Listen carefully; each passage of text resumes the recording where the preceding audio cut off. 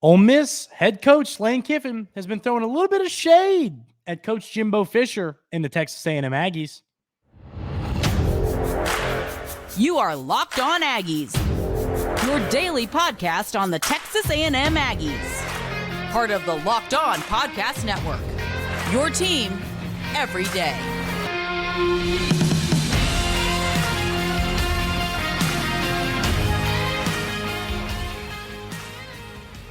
Hello, I'm Steven Willis from Locked On Ole Miss alongside Andrew Stefaniak from Locked On Aggies, and we are going to do a little bit of that Know Thy Enemy episode for our Locked On podcast. We're going to talk about me, Ole Miss, and him, Texas A&M. And, you know, Andrew, before we get started today, Lane Kiffin is throwing all the shade at Texas A&M this week. I always like to say something good about my opponents. You know, get the Ole Miss fans to kind of like me a little bit. But all kidding aside, I said this in the summer. I'm a Lane Kiffin guy. I like Lane Kiffin. I think he's funny. I had some A&M fans kind of say, don't agree with you totally, but I'm a big Kiffin guy. I think he's hilarious. I think he's good for college football. And yeah, I've been seeing it. I saw your tweet actually talking about wow, and I read that tweet and I said, man. So this should be a fun Saturday football game. I think you can leave that there. Yeah, you just sit there and you look at his quotes and you hear what he says when you actually read it. He's like, hey, they have so much talent and they have such great quarterbacks. They should be a really good team. And it's like all directed at Jimbo. It was like he really does not like that man. Yeah, he doesn't. And I mean, it's like, Lane Kiffin is the CEO of the Twitter shade. I mean, he loves to throw it at people, but it does seem, you're right, it does seem like he takes even more things out on A&M. It does not seem like he's a fan of Jimbo. You're right, because he does it to everybody, but he does it, it seems like more often to Jimbo. So I agree with you. I think he does do it a lot.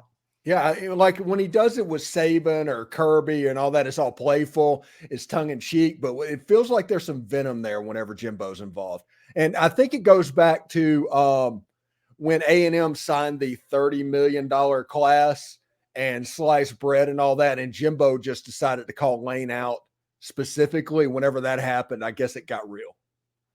Yeah, that recruiting class created a lot of bad blood. But obviously we saw the Saban interactions with Coach Kiffin. That created a lot of bad blood because I think it honestly frustrated some coaches. But, I'm going to put down Coach Fisher real quick, but I think Kiffin, Saban, these guys with the talent on A&M's roster, now obviously Alabama's talent is similar, will probably better. But point being, they're winning championships with this, and Coach Fisher has underachieved time and time again. So I can see if I'm Coach Kiffin, I'm like, man, if I had that team, watch out. Yeah, and when I say this, I'm not throwing shade at Texas A&M, so nobody hear that. Mm-hmm. But there's a reason that people say Texas 8-4. Mm-hmm. And I mean, that's a reputation. Texas A&M is the only school in the SEC that has not won a championship in the Big Three since 1940. Like a national championship, which is so weird when you consider all of the money that Texas A&M has. And you just look at them as like, well, they're serious. It should be good to go. But it just hasn't happened there. Definitely. And it's becoming frustrating. I mean, like, to talk for 5 seconds, there's been a lot of talented, you said the Big Three, there's been a lot of talented baseball, basketball teams at A&M over the years that just haven't been able to get the job done. And you're right. It's frustrating. I mean, I always see this joke, and it's battered Aggie syndrome. And it's like, it doesn't matter how good we are. We can't get the job done. And it's a real thing. I mean, Texas A&M, and we'll get into this more, they have a top 5 roster in college football this season. I mean, absolutely. And look where we're sitting right now, and it's frustrating. I mean, it is incredibly frustrating. Off-season hype, and you go, could this be the year? You got all this talent. Could it be now? And then it's not been now. And then the question is, when will it ever be? Will Coach Fisher ever get you there? I mean, at this point, it's like even an SEC championship. I'm to the point where it's like, if you get me into an SEC championship game, I will be happy right now. And it's just, you can't get the job done. So it's getting to the point where the seat is warming, as everybody that loves college football knows. You know, moving on to the game this weekend, the storylines, I think A&M, if you put Connor Wegman on that team, if he is the quarterback instead of Max Johnson, this isn't a shot at Max Johnson because I think he's Danny Werfel good, if that makes sense to anybody. But if you put Connor Wegman on that team with those wide receivers and the running backs that are going to come along, I think that A&M team, this might be a 7-1 team. Maybe they play in and they get Alabama, because Alabama was absolutely gettable that game until for some reason this Texas A&M defense that's been so stout all year all of a sudden couldn't contain Jalen Milroe throwing the football. And some things that are just bizarre happens, but I think Connor Wegman would make a huge difference on that team. It hurts. I mean, look at what happened last year against Ole Miss. Wegman kind of had a bit of a, hey, I'm here, look at me, I'm a 5-star quarterback game with all the yards he put up. But losing him, and that's one reason to, I'm hating on Coach Fisher a little bit to back off. I mean, he did lose Connor Wegman, who was having a great start to the season. It's a backup quarterback in Max Johnson, but a backup quarterback that can and has win in the SEC. So I think that, if you have Connor Wegman out there, my confidence, the Aggies' chances to win this football game against Ole Miss on Saturday, are moving up a lot. It hurts losing them. It does. But at the end of the day, you got to play with what you got. And right now you don't got him. He's on one of those little scooters pushing around. And you got Max Johnson, who has won SEC games, like I said, but he's got to do it in a big game, for this Texas A&M football team. Yeah, and it's kind of unfortunate for Texas A&M and this Ole Miss situation, because this is the biggest game that Ole Miss has played in 10 years. And you'd say, wait, we're 5-3, we're Texas A&M, we're hoping to come in at 11 o'clock and catch you sleepy, and all of that becomes talking points. But this Texas A&M game means so much, because if Ole Miss can get past Texas A&M with a win, which they're favored by, I think, 3 points at the moment to do, if they can get this game, the biggest game in the history of the University of Mississippi, Ole Miss, is the following week at Georgia. If Ole Miss loses to Texas A&M, that Georgia game's just another football game.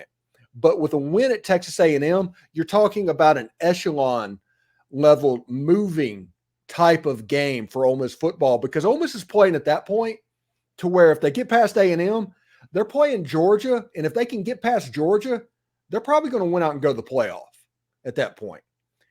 But you can't start thinking about that stuff until you handle business against A&M. And because of that, I think that's the reason Lane Kiffin is doing the stuff that he needs to do to get his own players' attention, because they know what that Georgia game sitting out there could mean, but he also knows how talented this Texas A&M team is.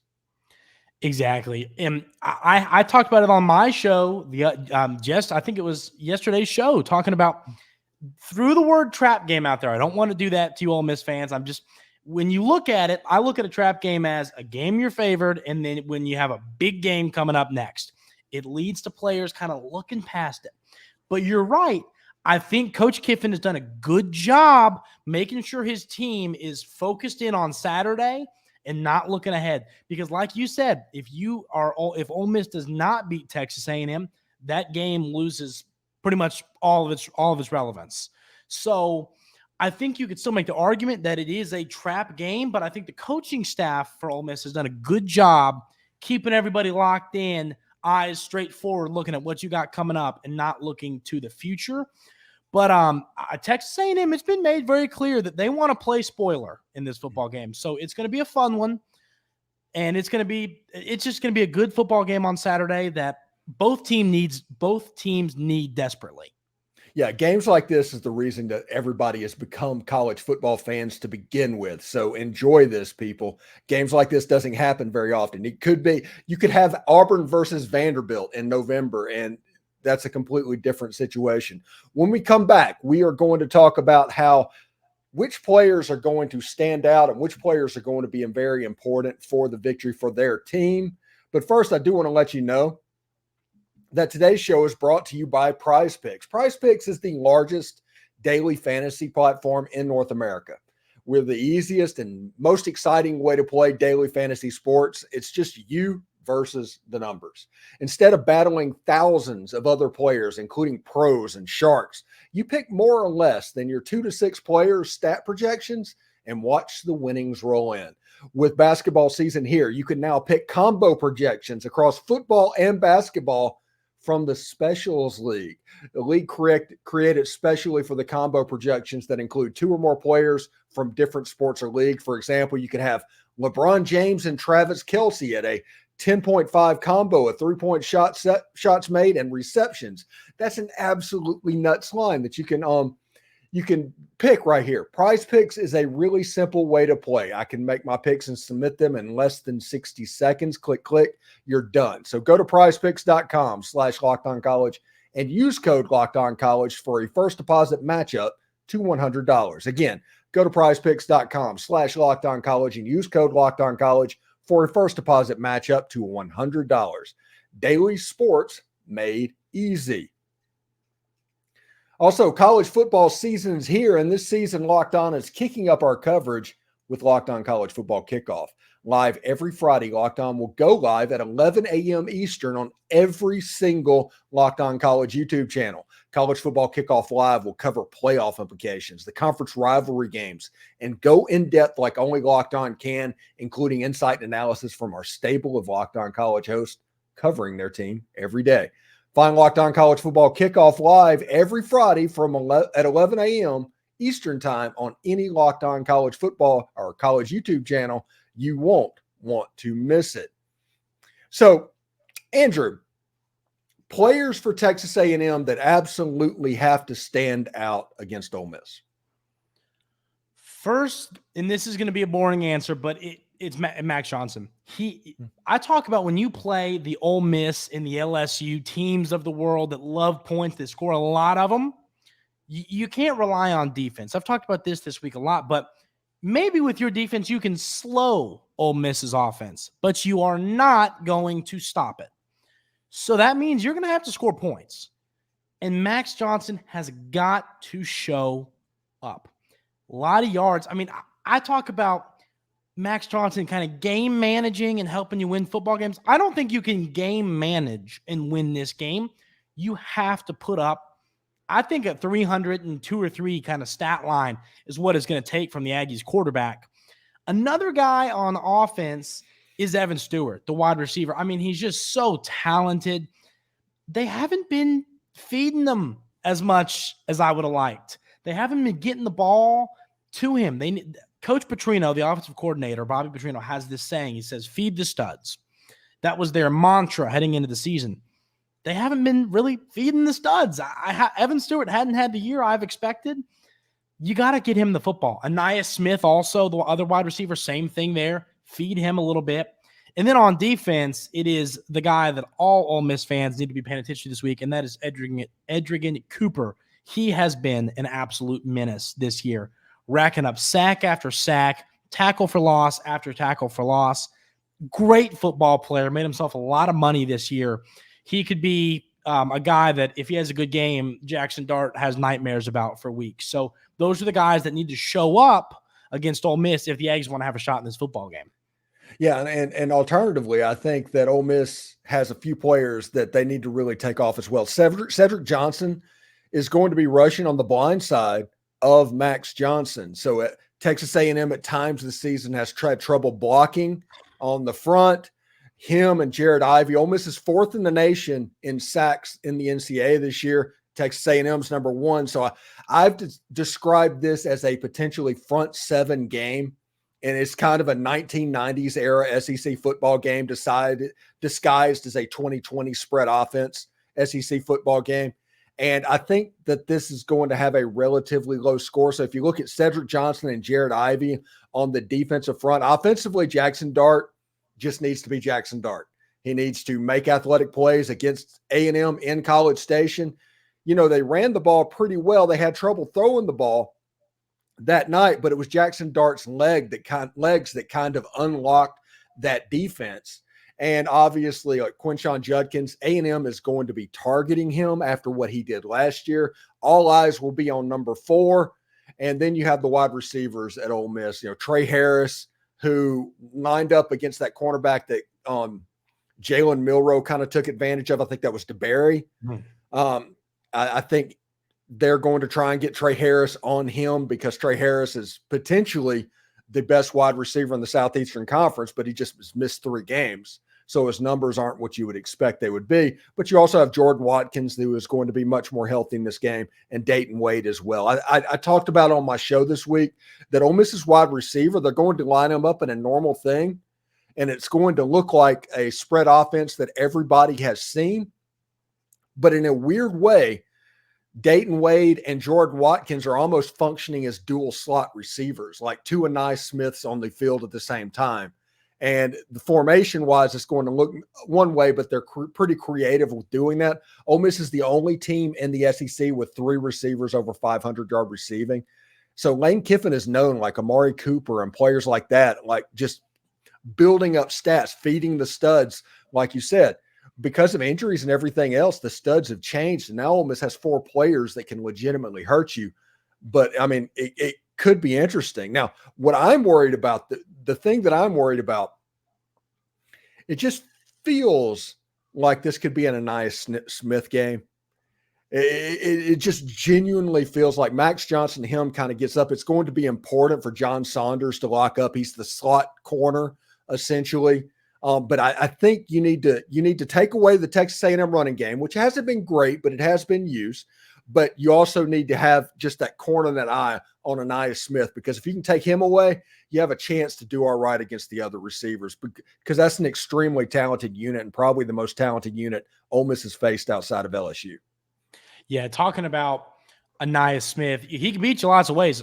In the punt return game, of course, in the slot, had a good game last week. When it comes to the Texas A&M running game, Le'Veon Moss did not suit up last week. All signs point to him being good to go this week. Coach Fisher likes to keep injury reports close to his chest. You know, he's not going to – you're not going to know till Saturday. But everything we've heard, it sounds like Moss will be back out there. He is a difference. He is a good running back. He's a bigger guy. He can run you over, but he's fast. He's a good guy to have around the goal line. Sounds like he'll be out there, which is a good thing. But – yeah, I think that this offensive line, and you kind of alluded to it a little bit, for Texas A&M, it has been problematic. I mean, it's been bad. The numbers, frankly, I think Max Johnson's done a good job getting the football out of his hand to where if he didn't, the numbers would be a lot more skewed to where you go, oh, man, this offensive line is horrible. He's gotten hit a lot when he releases the football. So if Ole Miss is able to get some pressure, I'm concerned, definitely, because Max Johnson has proved he can make a bad decision when he's got some pressure coming at him. Games against Tennessee and Alabama, that was kind of the plan, was get after him and make him make a bad decision. He did at times. So those are some things definitely that we're going to have to see play out on this game. But having Le'Veon Moss back out there makes me feel a little bit better. And if Max Johnson has time, those receivers will get open. Like you said, it's a talented group. Max Johnson, with time in the pocket, with that group, he'll pick you apart. He just has to have the time in the pocket, and I don't know if this offensive line can give it to him. Yeah, and you see a lot of finesse passing routes from Bobby Petrino with Max Johnson, because Max Johnson doesn't have the arm to drive the ball downfield, but he's pretty good at those like Lucy routes and those corners and things like that. He's a fairly accurate quarterback, and he can get you if you're not careful. Anyway, when we come back, we are going to talk about red zone. I think that's going to be very important in this game, and we're going to give our score prediction as well. But right now, I do want to let you know, you need to score early this NFL season with FanDuel. It's America's #1 sports book. Right now, new customers can get $150 in bonus bet with a winning $5 money line bet. That's pretty cool. That's $150 if your team wins. On a $5 bet, you could be normally getting $10. Now you get $150 bonus bets on top of that. If you've been thinking about joining FanDuel, there's no better time to get in on the action. The app is so easy to use, and there's a wide range of betting options, including spreads, player props, over-unders, and more. You know, Andrew, whenever you look at this Ole Miss Texas A&M game, the one thing that I look at, the over-under is sitting at about 53.5 points. I almost want to pound that under, man.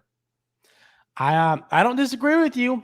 I'm not a fan of betting the unders. I'm going to be honest with you. It makes for not a fun football game, but in this matchup, I agree with you. I think this could be an old-fashioned SEC matchup, like you said, where that might win you some money. Exactly. So visit FanDuel.com/lockedon and kick off the NFL season. FanDuel, an official sponsor of the NFL.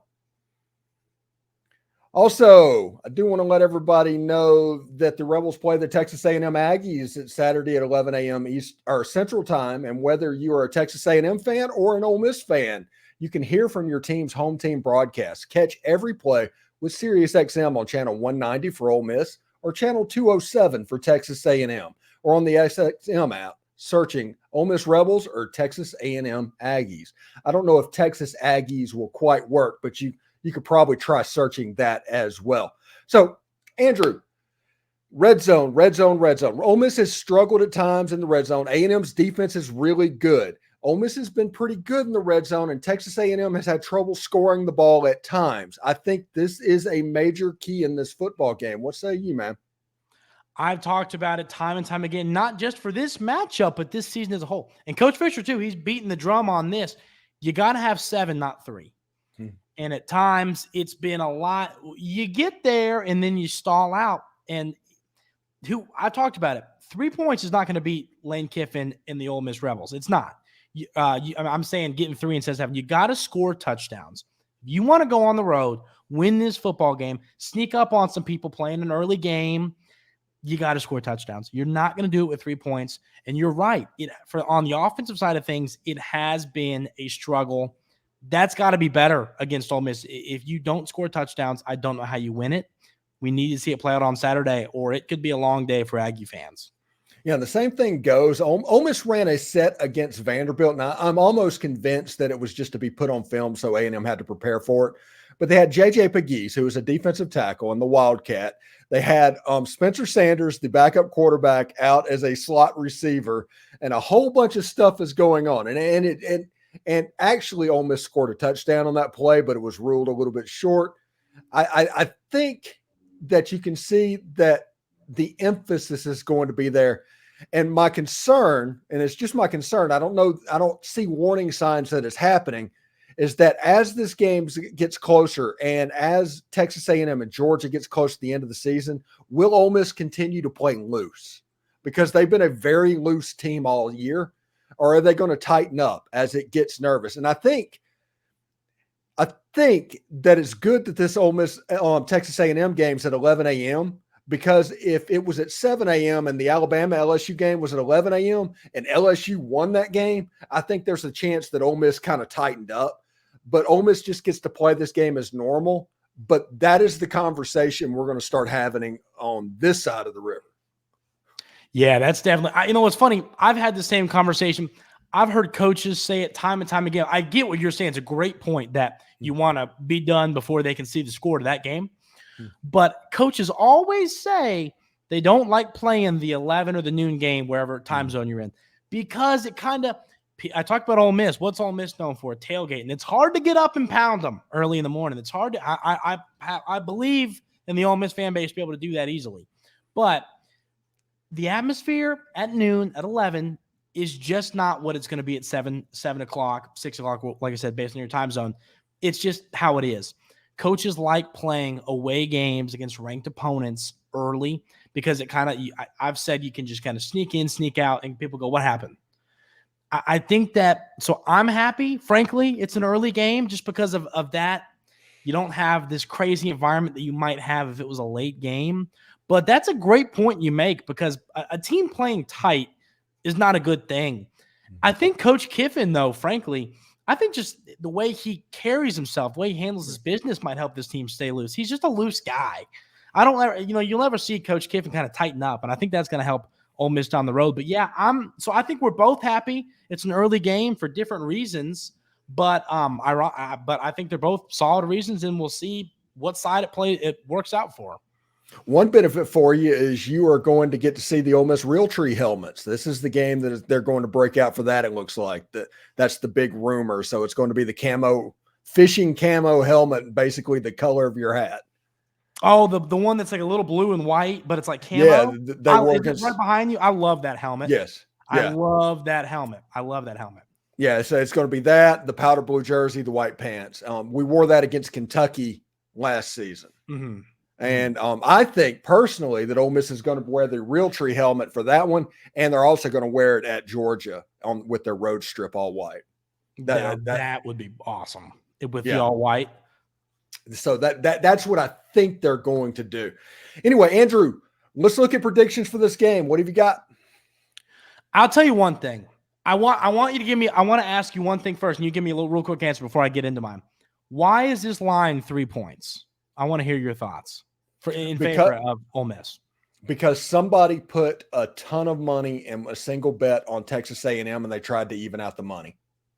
And I talked about it on my show, and I when I saw that line on my show, I literally got on my phone to double check that I wasn't crazy. I was like, I want to make sure. I don't get that. I'm not saying A&M doesn't have a chance. I'm not saying there's a world where A&M doesn't win this game. I am saying the fact that this line is 3 points is insane. But my prediction for this game, I think that, you got high scoring, you got low scoring, and then you got kind of the middle ground. I think we're going to be in the middle ground area. I think it's going to be a close football game. I do think Ole Miss wins it. I'm going to say 27-23. Ole Miss wins. Okay. That's kind of the ballpark that I was in too. I'll say 27-21 just to make it different, but I was thinking 27-23 with Caden Davis kicking the winning field goal to get past Texas A&M. Him and his rivalry with Randy Bond, his place kicking wars. So the Caden Davis, by the way, that dude has been a weapon at Ole Miss this year. I talked about that this week. I talked about how they got a good kicker. You got to try and do everything you can. If it's like 3rd and 7 on the 32, try and get a sack and get them back to the 40 because this kicker is really good. Yeah, and I have no idea how he wasn't the guy at A&M. And apparently he kicked a couple of times for him. Yeah. But I mean, when he kicks off, it's never returned. Mm-hmm. I mean, it just sounds different coming off his foot. Anyway, thanks everyone for making the Locked On Ole Miss podcast and the Locked On Aggies podcast your first listen every day. We're free and available wherever you get your podcast, including YouTube. We're part of the Locked On Podcast Network, your team every single day. Andrew, thank you so much, buddy. You heading over to the game? No, can't make it. Wish I could. Everybody that's going, though, have a good time. Enjoy it. It's going to be a fun one. Good luck to Ole Miss and Aggie fans. Let's hope we get a win. Good talking to you, buddy. Yeah, and it's just fantastic. You've got Ole Miss and Texas A&M, and then you've got Missouri and Georgia, and then you've got LSU and Alabama. All the other conferences, you have the day off. Anyway, take care, Andrew, and we'll talk to you later. Thanks for tuning in to Locked On Aggies. We will see you tomorrow.